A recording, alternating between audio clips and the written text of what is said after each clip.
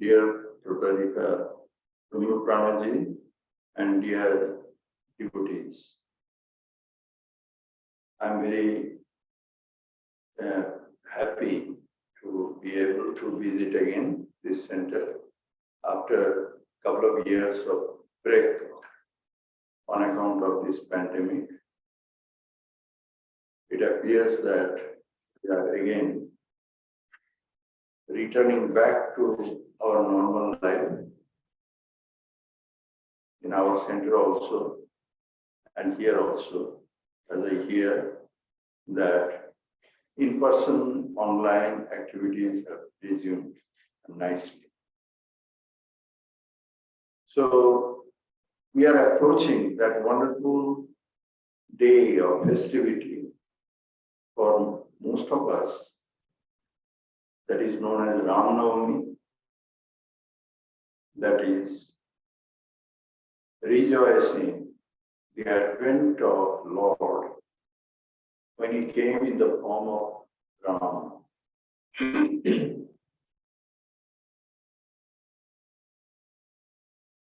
We believe, we have been told, and it is our conviction that God comes on earth in human form from time to time. And during the incarnation of Sri Krishna, he explained it in a very clear language, that when and while that happens. So during Sri Krishna's time, which is a little over 5,000 years back, there have been some, in the modern days, thorough investigation in this particular area, the historicity of these very important events, so valuable to our life. The historicity of those things. Not that we had ever doubted about the reality of these events coming of like Sri Krishna on earth and living among us, or Sri Ram living on earth. There was no doubt in our mind through thousands of years.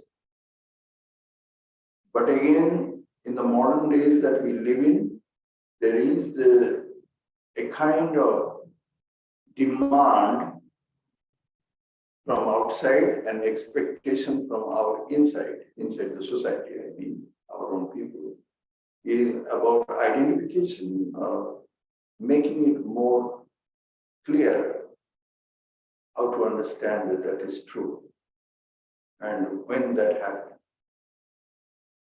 So as I just mentioned, that in the time of Sri Krishna, as I mentioned, and said a little over 500 years, because some very famous astrologers, they have identified the particular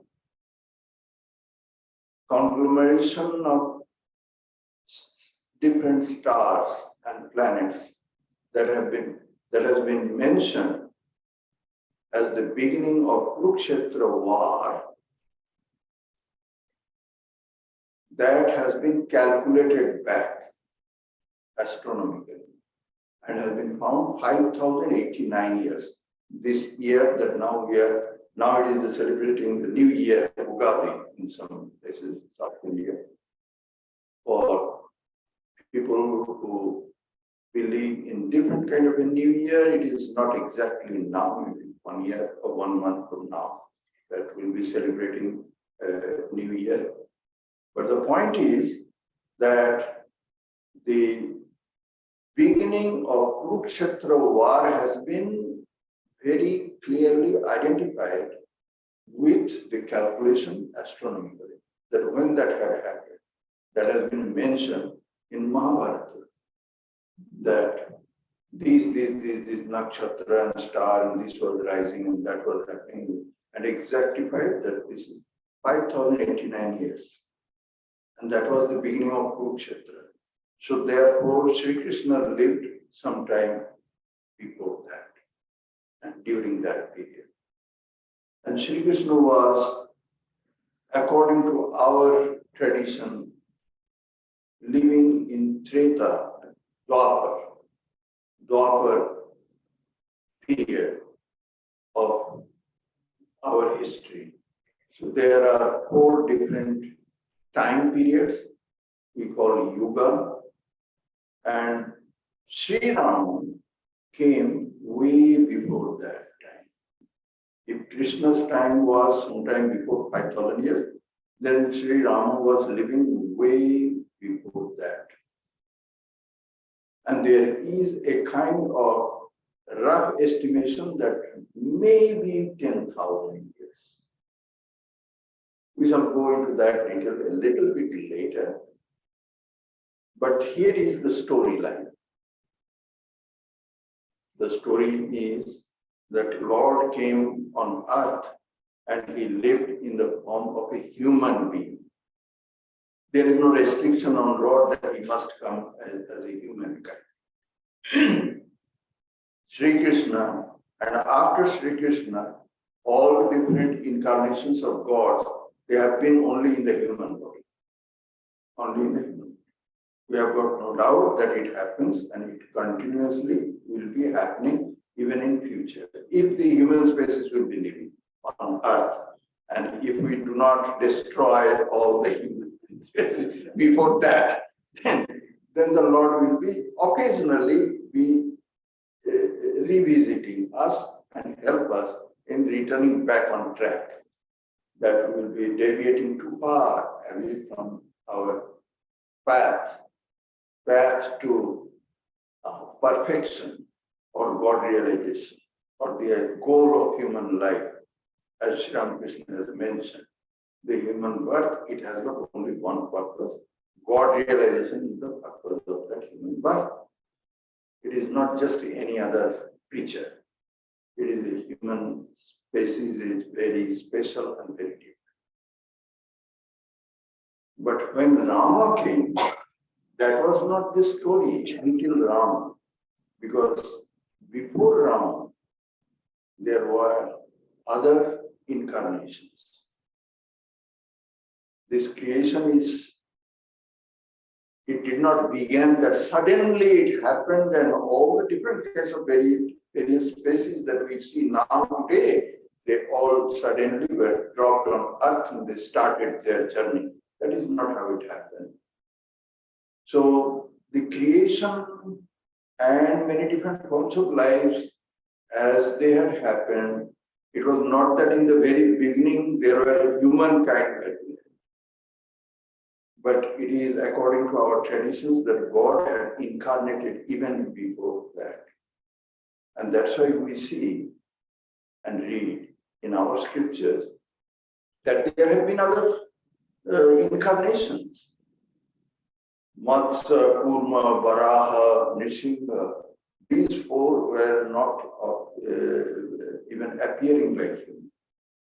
And after that, in this tradition of 10 avatars, and Sri Ramakrishna has mentioned that it is not only limited to 10. Some say it is 10 avatars because there are some such verses are there. And quoting from there, they say the 10 avatars, 10 avatars. But then there are also this belief that there are limitless avatars. If the creation is without any limit, and there is no such restriction we can put on creation. Creation is not just in a one straight line that it began somewhere and it is going on and on in one unidirectional, but creation is a cycle. It goes in a wave form, as Swami Vivekananda has mentioned very clearly, that this is how whole creation goes on. It is evolution, involution. It will happen at some point of time that this creation will not remain in the form that we see it here. All these different stars and planets and galaxies, they might again return back to apparently abhyakta, without any form and not really existing as if. And from there, it would again start, become Vyakta. So Vyakta and Avyakta, it will go on in a cyclic form. And in that form, there is no such thing as beginning of creation. What is a beginning? It is a beginningless thing.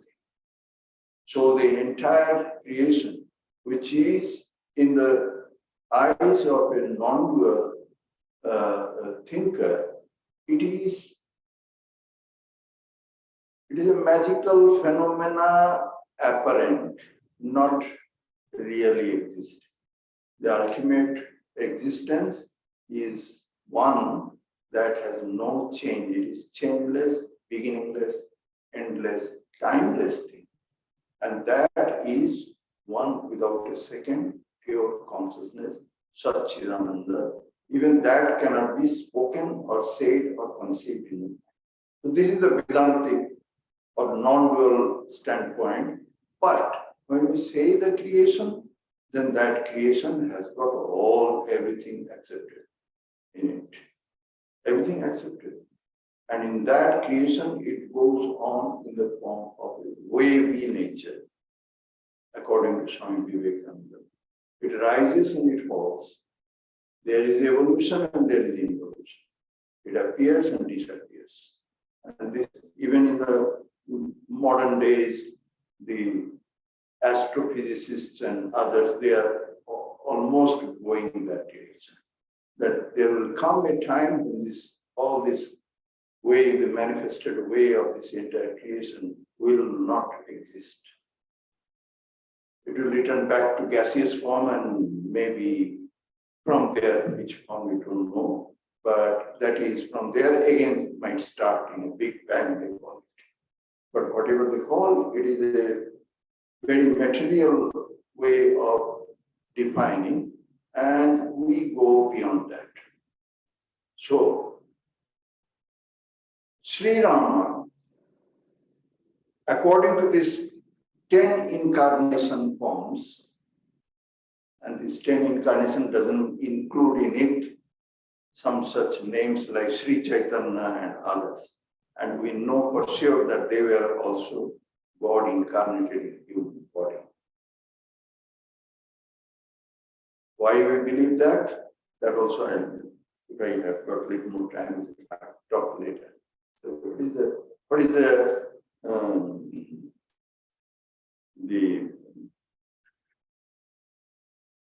proof of our this kind of a belief? How do we say for sure that this is yes from our standpoint? So the Lord Rama was the first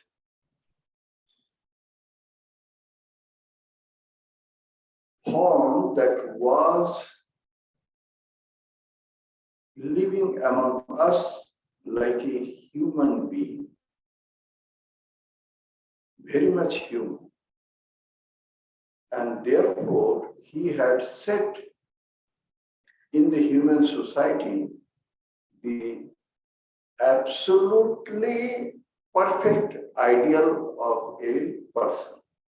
What a person should be, a man should be living in the human society. What is the gold standard? And that is Lord Rama. This is how Lord Rama was incarnated. So according to this Valmiki Ramayana, nowadays Valmiki Ramayana is not the popular Ramayana, and people don't go to Valmiki Ramayana for the show. Because why? Because it is written in Sanskrit and people have forgotten Sanskrit, or they have lost the track of Sanskrit. So there are the vernacular Ramayanas.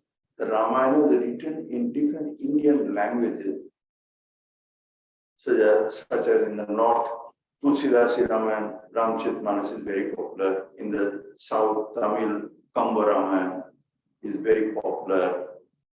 In the east, Bengali Ramayana, Krittivas is very popular. In different places, the Ramayana that are written in the vernacular, in the local languages, they eventually became popular and people came to learn about the entire episode of Lord Rama through them. And therefore, there is a little bit deviation, we might say,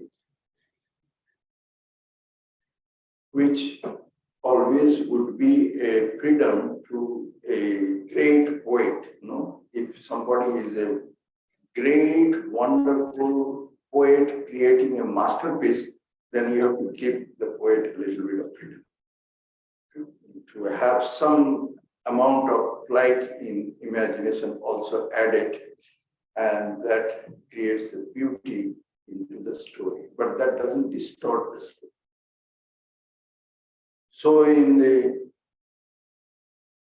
that Valmiki Ramayana, and I know, I hope, I believe that just like the story of Rama or the Ramayana is known to all people who have got something to do with this Indian religion and culture and any kind of a background from India, they have got the basic understanding about the story. So there the story of Valmiki also is very much as a basis of that Ramayana, that how the highway robber Ratnakar, he eventually became the great sage Valmiki. And as a sage Valmiki, he is called great sage Maharshi, because the sages were also categorized. Rajarshi, Devarshi, Maharshi, different categorization, because of certain reasons are there. Their background or the height they have achieved. Everybody could be called rishis, but all rishis may not be equal in all respect, and therefore there are different names given to them. And this Valmiki, who is a Maharshi, he had his own small ashrama on the banks of the river Tamasa. And there he was sitting there. Already he was accepted in the society as a great rishi. And he, in his ashram, there are students were coming to be educated under him. And there he was sitting there one day in deep contemplation, just by himself. Then there passed by the divine rishi Narada. Narada is called Devarshi. So Narada came, passed by,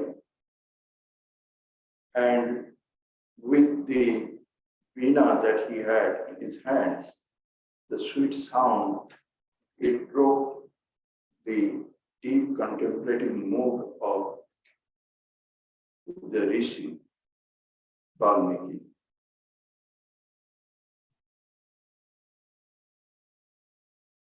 So Narada asked him that, well, rishi, what are you thinking?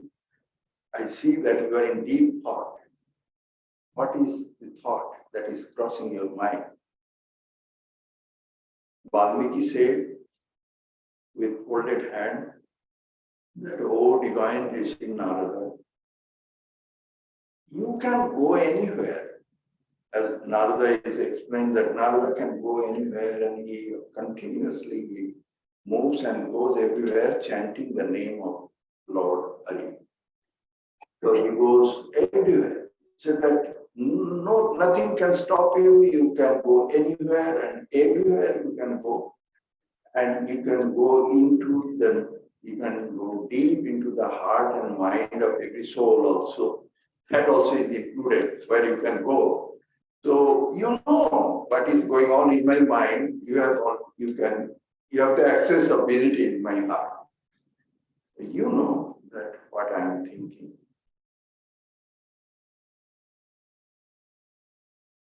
I am thinking that is there anybody in this earth who is perfect in all respect? Is it possible that there will be a human being who is perfect in all respect?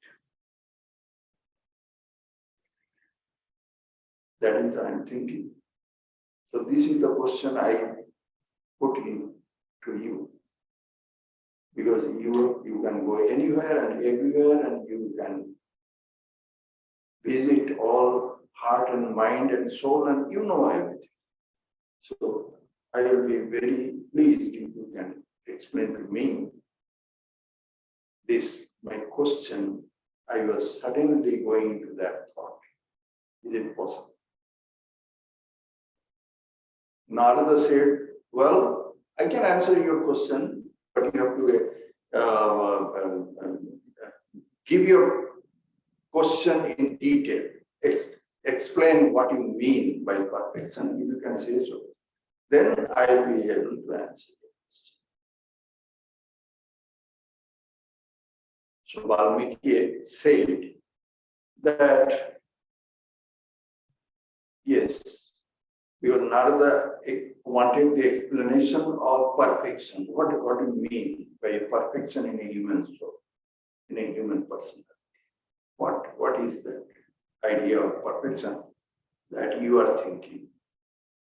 So Valmiki said, it is a long list of qualities in a human being. What makes a human being a perfect?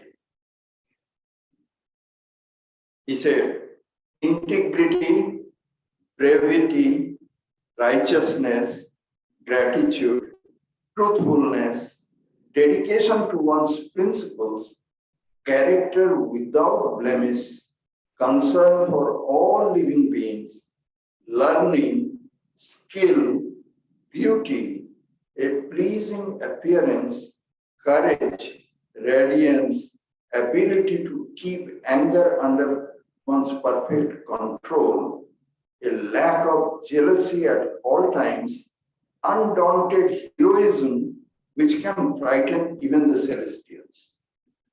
So these qualities would make a person perfect if all of these qualities are there. Because these are the qualities, a couple of them in some person will make a person great and important and well known in the society. And all of them, if possible, in one person. Is it possible? That was the question in the mind of this Rishi, Valmiki. Narada said, yes, you are lucky. There is one person. There is one person who has gotten all of these qualities in one person, one man. And that person is Rama, son of King Dasharatha. And that is what he explained.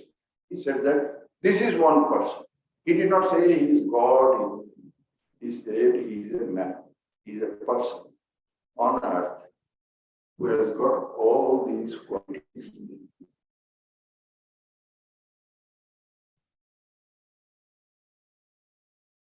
And then it is a different episode that how Valmiki came to know about the whole story of Rama without actually meeting him. And Rama was not even born at that time. Now, all these things might appear very strange and very contradictory, confusing, if it is to our way of thinking when we live in a particular time period, and time is so very a mysterious thing that we have no way of returning back in time except in some kind of movies are created. I mean, time machines and all these things.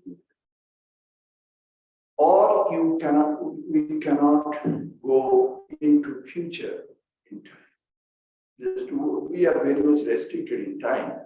But that is not the case for everybody. We have to understand. We have to understand, and we know it for sure after the testimony given by Sri Ramakrishna in our time, how he has seen things, what is going to happen when they, even with those people that they are not born in, that he knew about what is going to happen, or in the past, or future, or many different things. Or those people, they record incidents in their own lives that actually could not have happened in the scale of time, that how in the history, historically, who was where and when he was living. So it is a mysterious thing to us, but it is not something which is impossible or could never happen, because it is surely has been given to us as a incident form by someone who transcends time. Sri Ramakrishna said that he had seen how Narendranath came. So it was a very different concept or explanation, which has got no clarity. We cannot explain it from our way of understanding that what could happen and how. So that is a different situation, different thing, and how this Rishi, Valmiki, he gotten the blessing of the boon of knowing the entire story of Rama, and then he narrated this. That is a different thing. But this is how it all started, and there we find that Rama has been defined as the person who has got all the qualities that a person in the human body. He is not a divine. This is not defined as a divine person. We don't see in the Rama's character many different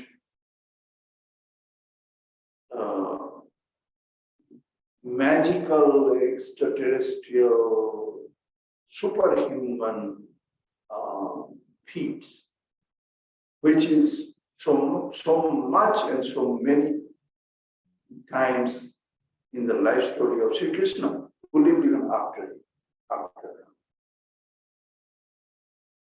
in the Dwapar, which is like 4,000-5,000 years after him. But in the story of Rama, this is not like that. We find the life is very clearly a human. So many of you know about the story that there was this kingdom of Kausala or Kushala, where in the Rajya or the area, the capital city was Ayodhya, where Dasharatha was the king. Now Dasharatha had 3 queens, Kausala, Kaikeyi, and Sumitra. King had no sons, and therefore a special worship was performed. And at the end of the worship, we can consider from our present time understanding, the prasad maybe, it was the pious prasad, the kheer. But there in that story of Ramayana, actually it came from that pious, from there it came. And that prasad was offered to the queens to eat. So first half was given to the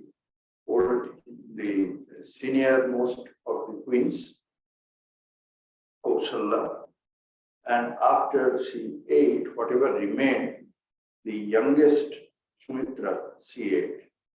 And then The other half was given to Kaikeyi, and after she had eaten, whatever remained again went to the youngest, Sumitra. So eventually, in course of time, from this very special spiritual or religious incident of worship, with the prayer that the son be born in the king's family, in the king's line, which was the clan of Raghus, therefore it is called Raghukula.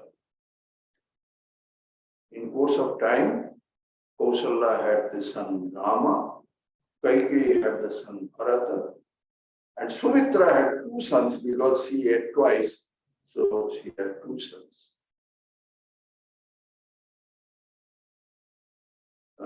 Lakshmana and Shatrugna.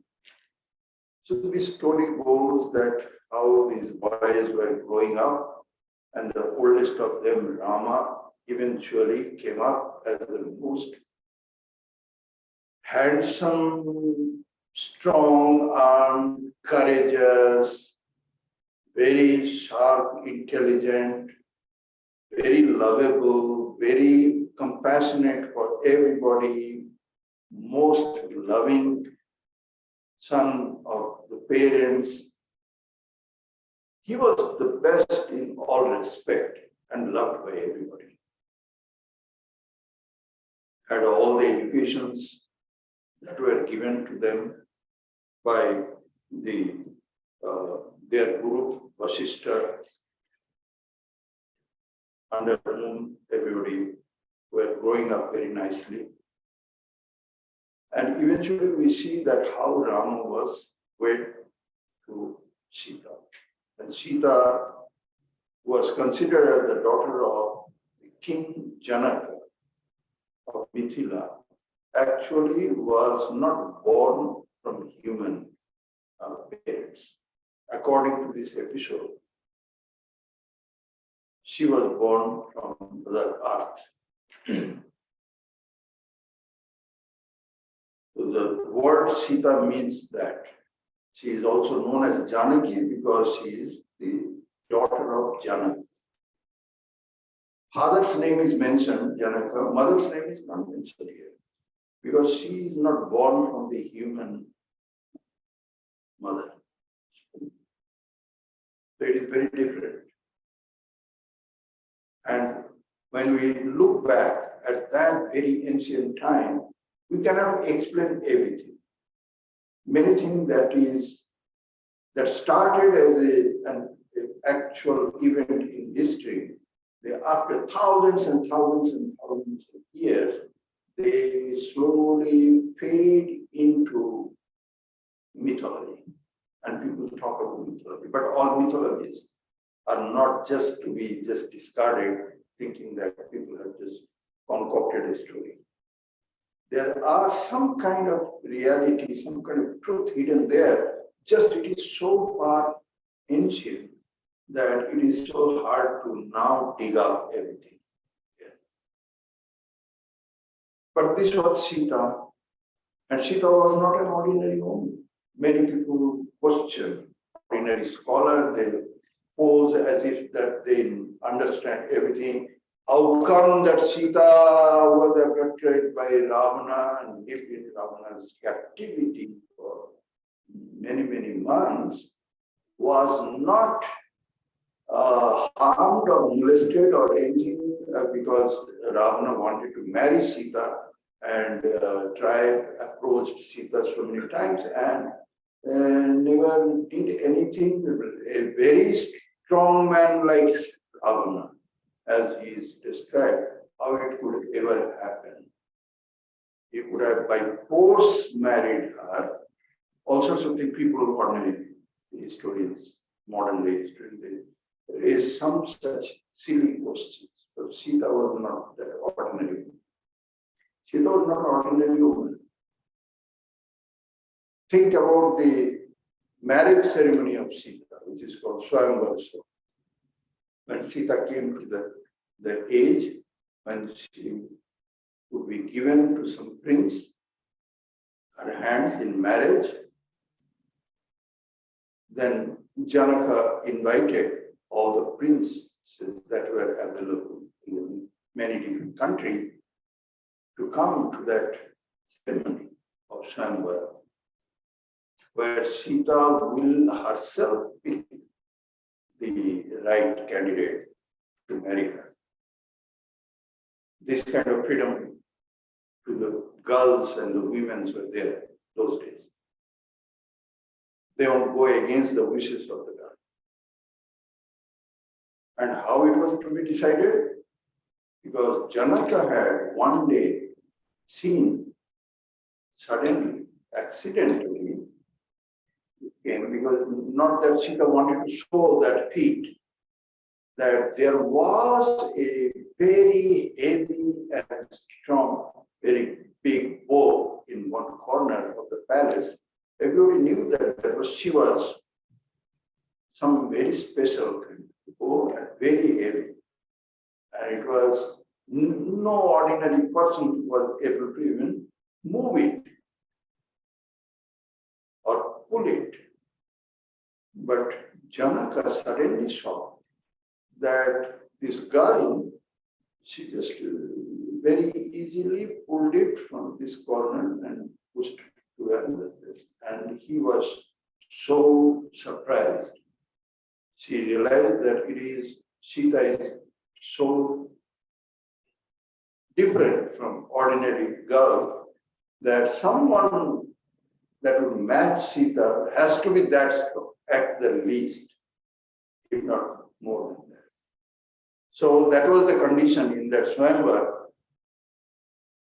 that the prince has to prove, whoever has come here, that he can pull this bow and string it. That was the condition. If someone can do it, then Sita will marry only such prince. Nobody else could even move that or the bow. All those princes that were gathered there, nobody could move it. But when the turn came to Rama, not only that he moved it, he put it very nicely, he put a string on it. And in the course of doing so, he actually overexerted out of his enthusiasm, I believe, marry Sita to show how strong he was, that when he started putting the string around this bow with all his strength, he tried to do it, and the bow actually broke from the middle. It cracked and broke into two. That was just unthinkable for anybody else there, and that is how Rama was married to Sita. I mentioned this thing just as one of those many episodes that we find in the Ramayana that shows the personality. Here I was trying to tell you the personality of Sita. Sita was not ordinary person. Sita was not ordinary. But in spite of all that, if somebody would ask this question, that how come that Sita was abducted eventually by Ravana and taken to Sri Lanka or Lanka and put under some kind of a captivity? The answer, as we find in the words of Sri Ramakrishna, not in this context, but in another context. Some questions were asked. M was asking, we find in the Gospel, about something of Rama. About, oh, Rama also did it. And then Sri Ramakrishna answered, no, that is for killing Ravana. For killing Ravana, Rama had to go through these conditions.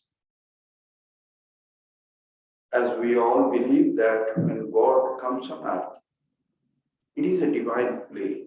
It is a divine play. It is not like a human being, like ordinary human personality, like any one of us, that they are under some kind of a bondage and they get Under compulsion, they live their life because of so many different kinds of force or karmas.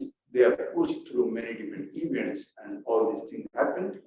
When God comes on earth, it is called avatar, means one who has come down. Avatarana means going down, coming down. In Sanskrit, climbing up is called arohan. And coming down, say like on some staircase. So it might be called avataran. So avatar means coming down. It is a spontaneous, voluntary, an act on the part of the divine. So Vishnu had to come down on earth with this one mission, and that mission was to kill Ravana. Ravana had become too much for the rest of this created part of the world. For all people, for everybody else, his power had grown and grown and grown, and the heat was intolerable at some point of time. And the gods and human beings and other creatures, they needed Ravana to be removed from this created world. And Ravana, to destroy Ravana, Rama and the Vishnu had to come in the body of Rama. This is the reason. Alongside setting a wonderful example of the standard that the human society would follow for many, many years. The standard of life, or the ideal human civilized society, what it should be. So Rama was born for that, and because of that, many different things had happened. And when God incarnates in human body, then as we say that this is a Leela, this is a divine play, and in that divine play, many things happen.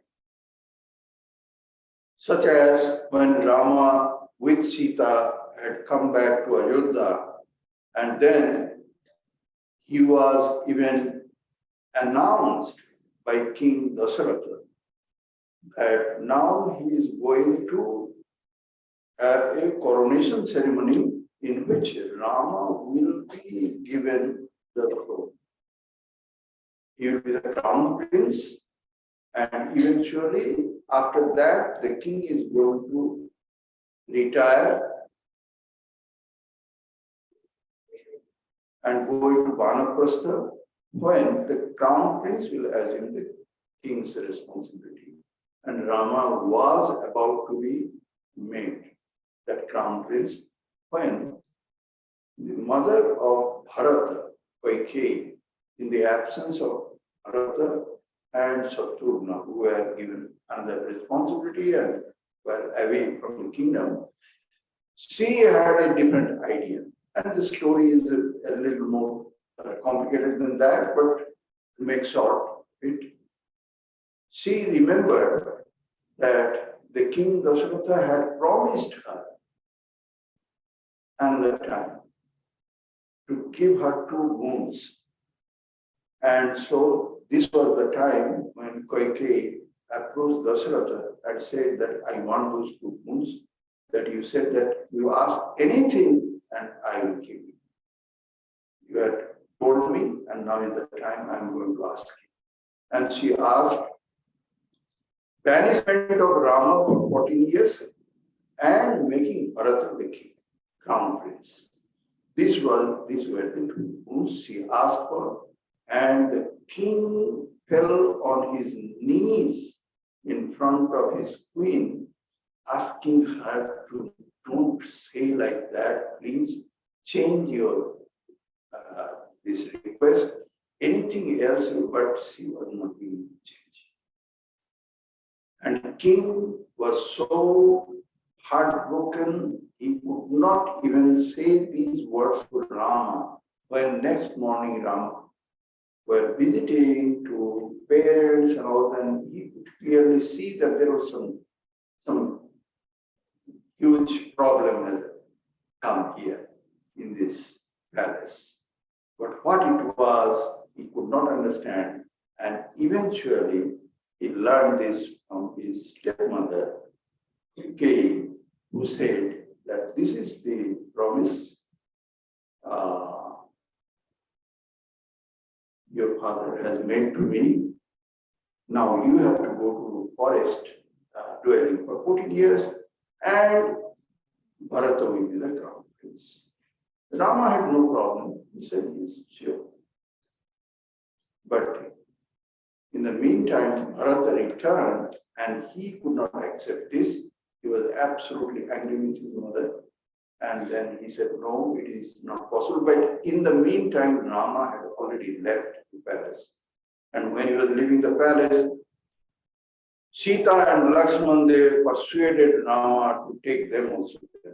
Sita was very much tried to not come with Rama because Rama said, how could it be possible for a princess like you who grew up in the royal palaces, your tender feet and your lifestyle and everything, how it is possible? Don't do that, you stay here.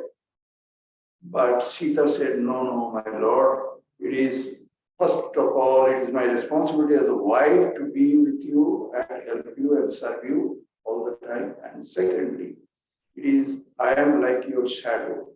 Like everything in this world has got its shadow. So wherever you go, I am your shadow and I have to be with you. I cannot stay away from you. So Sita went with Rama, and Lakshmana said that he had to also accompany Rama and go with him. He could not live without Rama. His brotherly connection and love with Rama from very childhood was like that. So these three, they continued living in the forest dwelling for 14 years when all those episodes happened. And during first when they left the kingdom, went to the forest, Bharat came to the kingdom and knowing everything, he went to meet Rama, requesting him to come back. And he said that I cannot be the king. You have to. Rama said, no, what you are saying is equivalent to making our father a liar. This cannot happen. Whatever my father had ever promised, his words must be kept. And therefore, you return back, and it is not possible for me to return. So Bharat said that, well, then this is the only thing that is possible, that you will be the king, but in your absence, as your agent, I will do all the job that is necessary. But at the end of the day, I will offer all the fruit of those works at your feet. Give me the crown, the sandals that you are wearing. That will be on the throne. I am not the king, I am your servant, and I will wait for you till you return. Throughout all through Ramayana, we have got a very grand, noble picture of greatness everywhere. Greatness everywhere, from top to bottom. Those who are in the royal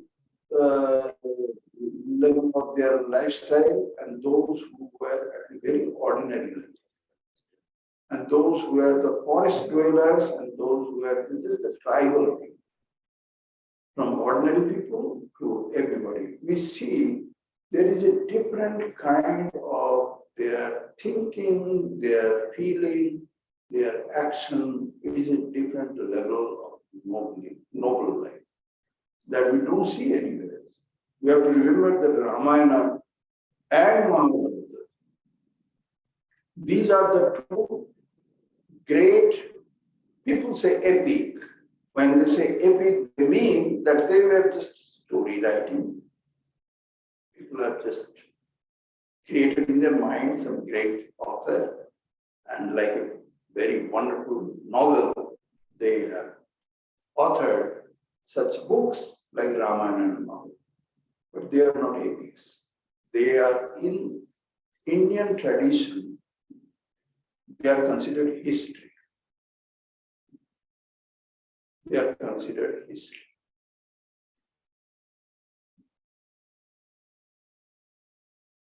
When they narrate many different categories of literature, these books, they come in the category of history. They are not considered in the category of Puranas. There are Puranas and there are Upanishads and there are Itihasas. So these are Itihasas. Ramayana, Mahabharata, these are Itihasas. That means they are the documentation of certain period in the history of India, in their culture, of some wonderful period that are worth remembering. So Ramayana is one particular period of that. And then when they were living in the 14 years of banishment into the forest, then we have got that story. Many different things happened, and how Sita was abducted by Ravana. Everything started with Ravana is considered in the category of Rakshasas. It was a different species that had the power and ability to change their forms. So Ravana had a wonderful sister.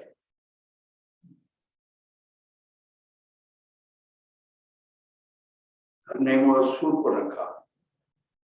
Surpanakha happened to be there in the same kind of area, the forest, where Rama, Sita and Lakshmana, they were staying at that time. And Surpanakha, seeing Rama, she fell in love with him. So she wanted to marry Rama. So she changed her form into a beautiful young lady and approached Rama with a request that she wanted to marry him.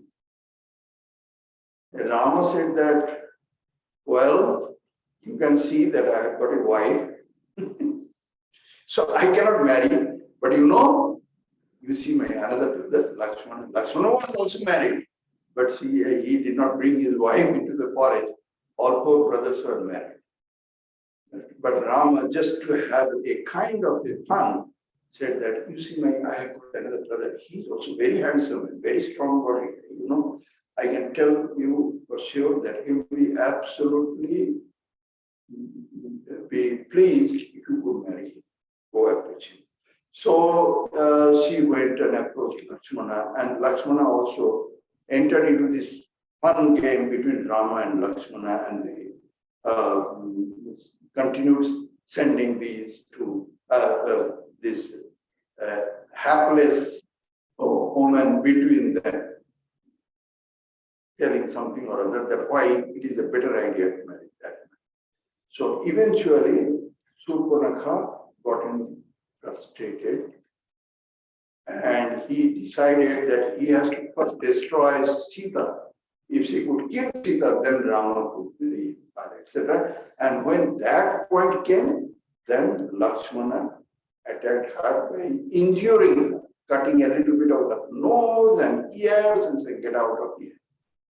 And so she returns back to her brother and said that I have been insulted like this. I am a princess of this kingdom. You have to take revenge on them. And that was the revenge. That was the revenge that she gave the idea that I saw Rama has a very, very beautiful wife with him. And she should be your wife. Such a beautiful wife, woman I have never seen. So Ravana, to take revenge, had to come. First he was not agreeing, but then he had to agree. And then he came, and there is also many different events and how it all happened, that it was possible for him with all sorts of tricks played, that how Rama and Lakshmana would be away from Sita and how he could abduct Sita. Many different things are there, and then Sita was abducted and put in a mango grove not in Sri Lanka called Ashoka Vatika. And there Sita was under the care of many of those Rakshasis who would be guarding her all the time. And Ravana would come from time to time to just to tell her that it would be a better idea to give up the thoughts of Rama and agree to marry him. And this is the situation there. And in the meantime, Rama and Lakshmana, when they found that Sita was gone, then they started searching for Sita, and eventually through many different sources, they came to know what had happened and how they started traveling towards south from north, and eventually met many of the future important personalities in the Ramayana story, like Hanuman and Sugriv and others, Anga, etc. And then they sent Hanuman to find out what is happening with Sita, where she is, and how he came to Lanka, found Sita, and as a proof that he was the emissary of Sri Rama, he had brought with him one ring on the finger of Rama, that Rama gave, that give it to Sita, otherwise she won't believe that I have sent it. And all sorts of incidents are there, and then eventually Rama came to attack Ravana, and he had the army, as it is narrated in the Ramayana, of monkeys and bears and other animals. There was no human being there, not even tribals. He had friendship with many tribes in the meantime, and they were willing to help him all possible. But it was an animal army we see as narrated in Ramayana. There is a reason for that. That Ravana had a boon. He had a boon. He was he had done a whole lot of austerities and tapasya and obtained boon from Lord Shiva that he will not be, because as he asked for, that he won't be killed by cutting his head or hands, because in the any kind of fight, that is the main target, that the head be cut or hands be cut off and all this thing, and they will fight. So he could not be finished by cutting heads. That's why anytime anybody will cut his head, then another head will appear.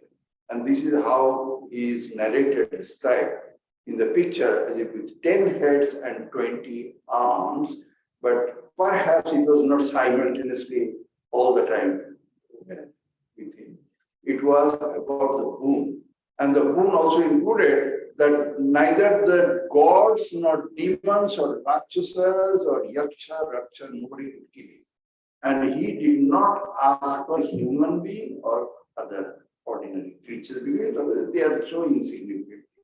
So therefore, God had come in the form of a human being, in a human form, as Rama, and he took with him these animal army so that the boon would be avoided or just bypass the boon portion. And that is how it all happened eventually. And to go across that little portion of ocean between the mainland of India at Rameswaram and into Sri Lanka, they built a bridge very rapidly. This is called Ram Setu now. And then there was fight, and after ferocious war and all these things, in the middle of which so many different events happened, and some portion of that has become immortalized. Like at one point of time, the very brave and powerful son of Ravana, his name was Meghnad or Indrajit, he almost killed Lakshmana, and to revive him, a particular herb had to be brought from a particular portion of Himalayas. The herb is called Vishallakarani, and that particular hill of Himalaya is called Gandhamadan. So from the Gandhamadan Parvat, the Vishallakarani are to be collected, and that will make the medicine, and this had to be done before the sunrise. And how it could be done? Hanumana, he flew there because it is called Hanumana, is the son of Vayu, god, Vayu. He flew there and he got confused. He found that mountain known as Gandhamadan, but which herb is called Vishallakarani. He was confused. So he took the whole mountain and flew back to the mountain. So we see in the Hanumana picture of Hanumana, it is described that he's flying with the mountain in his hand. So these many things that actually is described in Ramayana, they have become immortalized in here and there in some kind of imagery or picture or story or songs. Eventually, many different things happen, and still after many of the generals of the Ravana were one by one were killed, and his son Meghnad and all, they were all killed. Finally, Ravana had come forward, but he was almost invincible and he could not be so easily killed. So eventually, Rama had to go into a special kind of worship of Divine Mother. And that was a very different from when Divine Mother is invoked and worshipped during that time. That was a different period when Divine Mother used to be invoked in special worship in the months of springtime. Therefore, that worship is called Vasanti Puja. In the Vasanta season, that worship used to be done, but this was done in a very odd time, not the right time for invoking the Divine Mother. And therefore, this worship is called Akal Bodhana, untimely invoking the Divine Mother.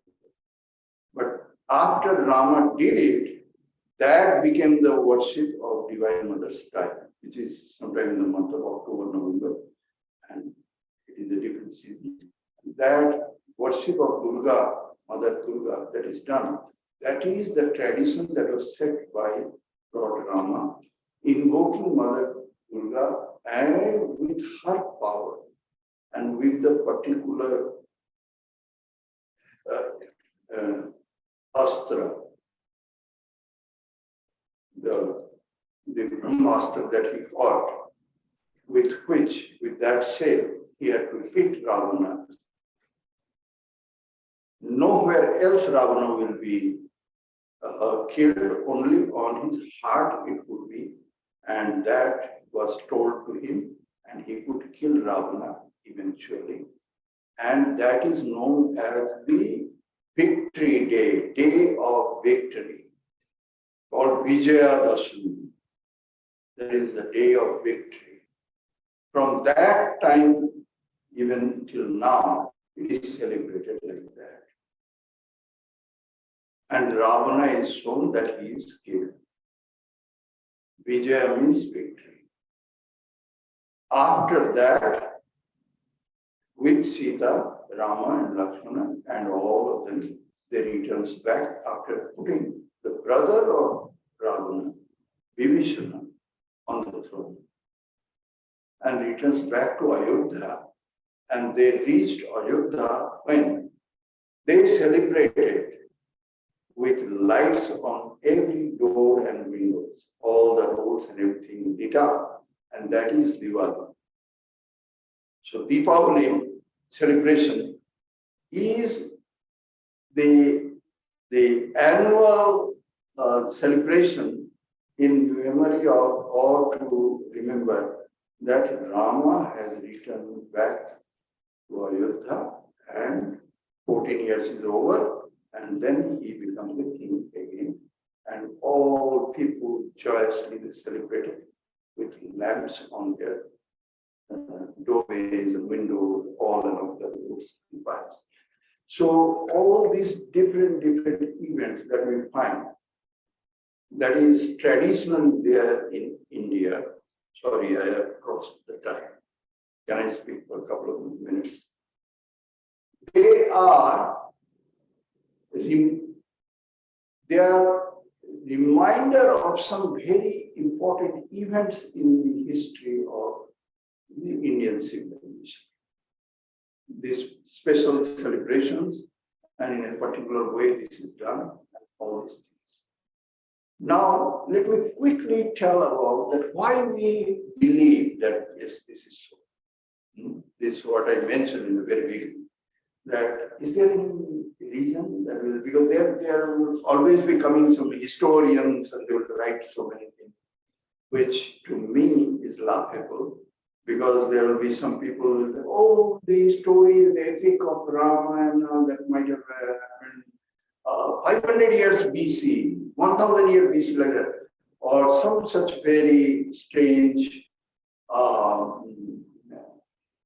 ideas will be springing from somebody's head, and only because they belong to some big name college or university or they're already famous or historian, we need not believe that. We have to understand that neither Rama's story, the epic of Rama, it is not just an imagination, nor it is a mythology. It is a reality. And this reality is about a spiritual foundation, about God incarnating in human.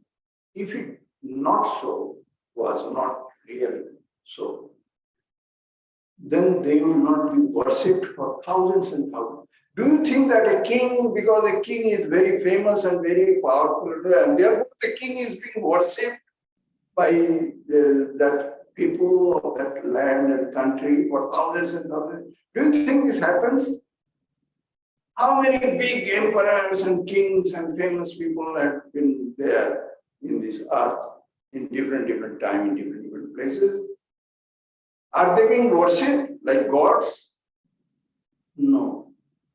But even if it is not a king, even if it is a very ordinary person, like a Jesus Christ or somebody, then through years and years, his name and fame and his authority, it increases and expands.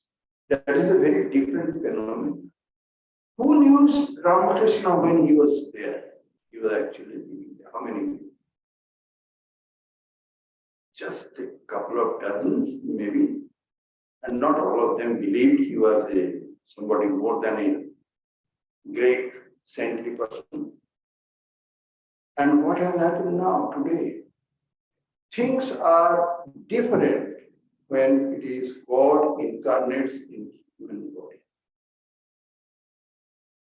Then human forces, the civilization and human history, they cannot suppress the authority. This is on one. On the other hand, their authority and power and influence increases and keeps rolling, going, influencing hundreds and hundreds of millions of people through thousands of years. Who was Chaitanya? Pandit in Navadvip. He was a great Nyaya Pandit, that's it. much powerful Pandits had come before him and after him, and nobody knows their name. When it is God incarnates in human body, then it takes a different portion. It is a different thing altogether. Why Rama is still believed? Because he was not an ordinary man. It is God incarnated in human body. This is one. Secondly, the authenticity of a spiritual personality is not to be provided by a historian. It is not that a historian will say something and then you know about it. Spiritual personality, how real and authentic. It comes, the authenticity are again re-established by another spirituality of a similar authority. So we find that great spiritual personals in the past had the vision of Rama in their life, and they have shown us the proof of the existence of Rama or Rama was. And the latest of them came with Sri Ramakrishna and his disciples. Sri Ramakrishna had vision of Rama, Sita, Lakshmana, Hanuman. During the time of Sri Ramakrishna, when many spiritual teachers came one after another, one of them was a Ramayat sannyasi, Babaji.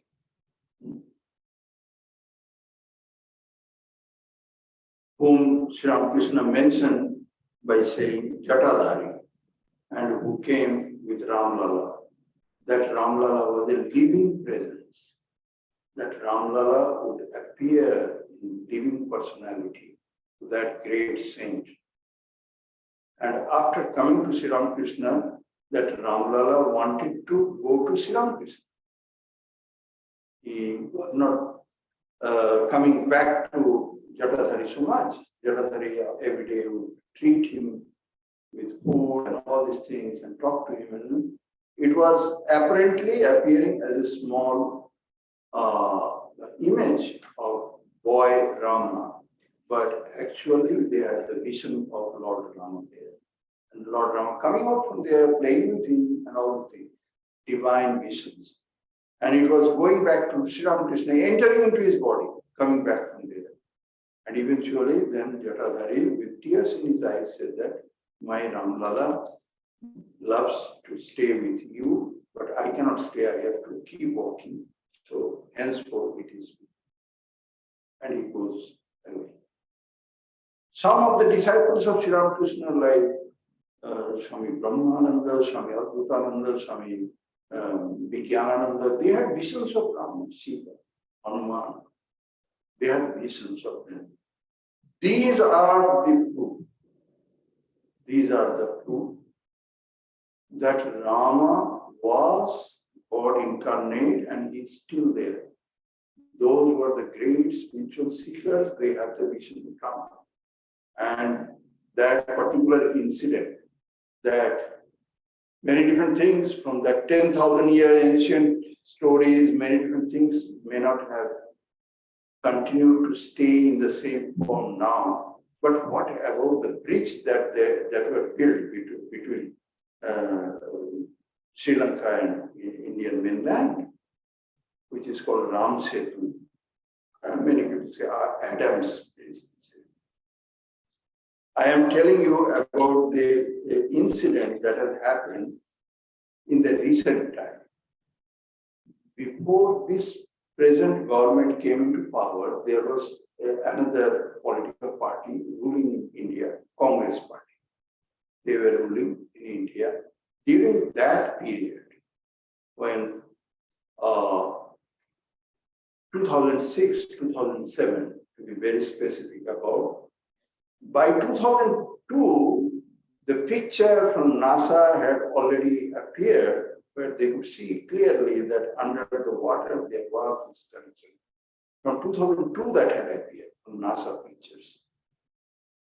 But these people, they wanted to be more practical, and they say, oh no, that is a mythology, that is not true. Rama and all this episode, that is not real. And we don't go by that. We want to be more scientific. There is no proof that Rama was there, and this was a preach.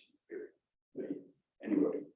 So they wanted to dredge some portion of that wall, underwater wall, and make channel deep enough to ship cross that area, because ships cannot cross this part. Always ships all the way as we go around Sri Lanka. This is not so deep. It is a wall-like barrier is there. This portion. Strait of Park, they call Park Pranali. So they took the job, the government of India, and the shipping minister, his name was T.R. Balu, he actually inaugurated the project. And ships, dredgers, big dredgers were actually brought. 2-3 dredgers came from Netherlands and all those things. In 2006, this job was initiated in spite of many objections from the Hindu groups in India and outside. They said, don't do that, don't do that. This is our historical treasure, and it should not be done. But they are not listening, and they actually initiated the job. Millions and millions of rupees were invested in that, and they tried to dredge that thing. So when they started doing it, they had consecutive accidents happen.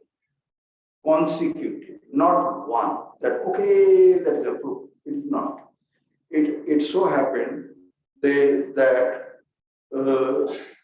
there was the dredging vessel, it was called Duck. First, a dredging vessel was sent, and its name was Duck. And that dredging vessel accidentally sunk in the water. It could not start its job.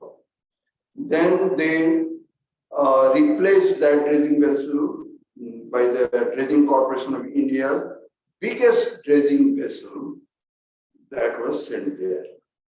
And then when it went there, its spud broke. When spud was broken, then they brought another big vessel with a very large crane on it to pull that spud from the shallow bottom of that ocean there, and again fix that big dredging vessel. When they brought that, then the crane snapped and crashed into the ocean. So they tried, the previous government, they tried. In 2006, it was very ceremonially inaugurated by the mining, the Minister of Shipping and Mining, T.R. Balu, inaugurated. Now we are going to do this. It is financially so very beneficial. We shall make this money and all the things. We shall do it. And they did consecutively. Each time they tried it, it was not possible. Either ship broke, or some part of the machine broke, or the crane collapsed, or something happened, and eventually they sent those broken ships and things to shipyards for repairing, and they never returned back. They just abandoned this mission. And now, of course, it is a different kind of a mindset in the government, and they, of course, they don't say that it is ever be allowed to be done. Things are like that.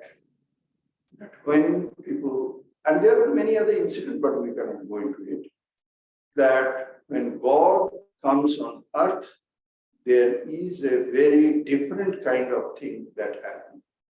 Those who align with that, as they show us the path, then people, they have the benefits also reaped, both in the worldly ways as well as spiritually. So we know for sure that Rama was not an ordinary person.